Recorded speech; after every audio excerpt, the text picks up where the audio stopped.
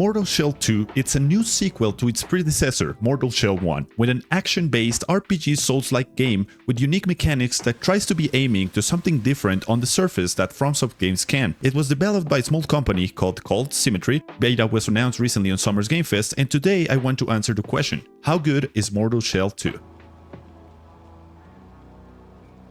It's set on a dark, unknown world, where you get your classic RPG elements with initial gear, swords, dark tones, and armor, aside a certain game where I know you're literally intended to die in the first 5 minutes because the game hates you. You begin by waking up in an unknown village, with your character seemingly forgotten his purpose in life. I'm beautiful.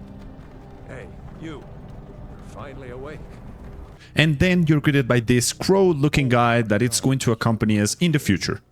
The game proceeds to drop you its lore related to female reproductive organs, and some Mether, as they call her, being the origin of her character not related by blood.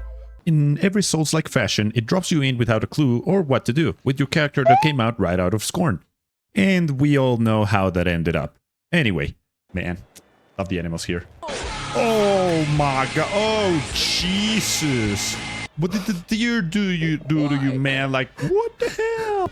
And then you realize you are in a cult, and your friends are making a barbecue, suddenly burning Groot alive. At the start, I thought it was going to be an epic narrative at the beginning, but I ended up having fun in town.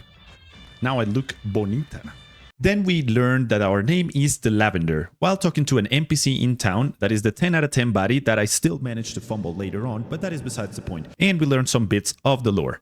The Rizzler does it again. Fumbles every chance he has. Let's go. Then we reach the end of the town with the head cultist, which flashbangs us into the Shadow Realm. Oh god, I'm ripped. Jesus. Then we met the Undermether, a jellyfish-looking god which is the center of our power. And her first request is for us to fill a vessel, which means tapping up your homie. Oh, dap me out, brother. Yeah.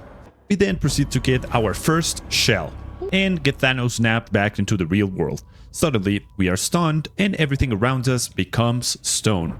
Now with general intro out of the way, let's talk about the selling point of the game. The gameplay. The gameplay loop is pretty straightforward. You got your light, heavy, and range attack with our companion here, guiding the path and showing us the basics of the game. You can shoot enemies by using a different type of gauge. We will call this the yellow gauge. The yellow gauge is what we used to shoot enemies around and also use our special moves. And this gauge is filled by doing damage to the enemies. This is a certain combat mechanic that feels really satisfying, encourages you to go aggressive and do damage to the enemies if you also want to even do more damage or have some utility for certain type of enemies. Unless your enemies are walls or exploration, unlike me. Then we get access to the beacons, which act like our rest spot to heal, replenish our yellow gauge and TP points throughout the game, not without respawning all the enemies, of course.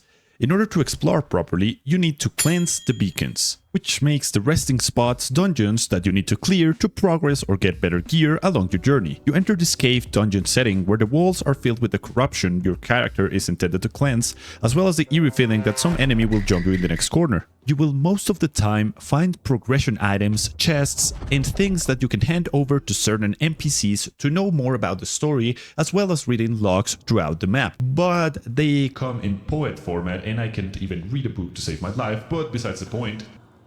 And there was always your occasional enemy that didn't follow the rulebook as you would expect. That did work. Oh god. Oh gee. Oh my god. We just met, bro. Oh, move. You freaking keep bugging me. Yeah. There we go. Oh yeah, that's what you get. Listen, man. It's our first date. And you just throw me to a wall? I mean, it's kind of kinky, but boundaries, okay? Jesus. And the classic boulder thrower that you underestimate the first time you fight him. It was at this moment that he knew. He fucked up. Move! Dodge, please, for the love of God. Oh my freaking god.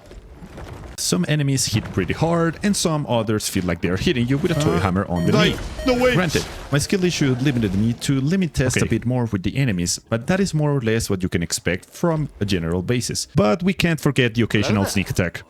Oh my god, whoa, brother, you just teleported, like what the hell? That was the sneak attack of sneak attacks. Crowded areas are the hardest as any Souls-like fashion. You get stuck in animation sometimes and are unable to dodge in time. On this clip, I died the very first time and got introduced to the shell system. You can refill your shell by doing damage. Think of it as a second life. You're probably wondering what happens when you don't have your shell. Well... What? What the fuck? Without the shell, it feels like all the enemies are console Radon on steroids. Bruh. In any RPG faction, managing your resources before the next beacon matters a lot. At 1000 in inventory grants total immunity from all damage sources? Oh, that is why it's called Trollweed. The developer team really did a great job capturing the essence of a Souls-like game with enough glitter on it to make it feel different. And the thing that stood out to me the most and I enjoyed the most was the parry system. Take a look at this clip.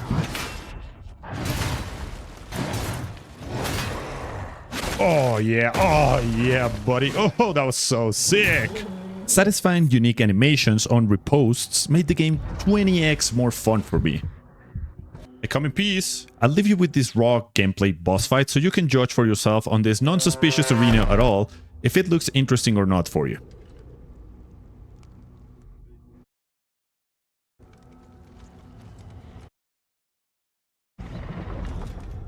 Is that... what is that? Oh, whoa, oh my god, is that like a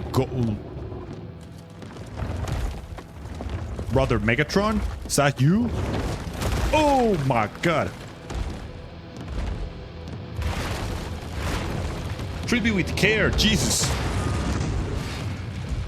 Okay, music's kicking in. Music's kicking in. Holy crap, okay. Holy crap, oh my god, okay. Listen.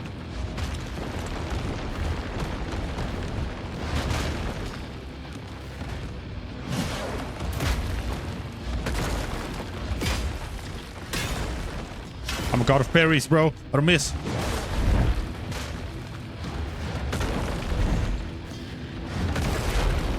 I'm guessing the red thing is that I cannot parry, right? Yeah. That definitely seems like it. Oh, God.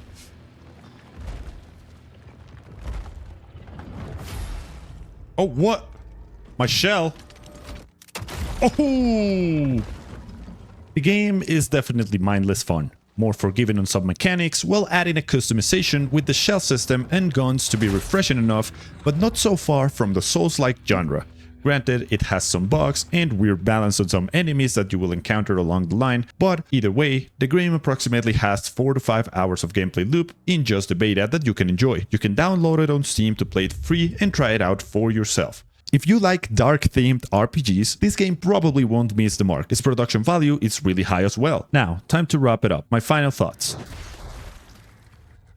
Mortal Shell is not an era-defining RPG, but it has some factors to it that make it really interesting enough to keep playing it. I went into the game completely blind, not even knowing that it was a Souls-like game to begin with. I ended up with a pleasant surprise, finding myself finishing the beta in 2 days without realizing it. There's more to the game than I show on the video, so I highly encourage you to go play it for yourself and give it an honest try, because the journey of our alien-looking like fellow and his quest to find his mother's ovaries is not done quite yet.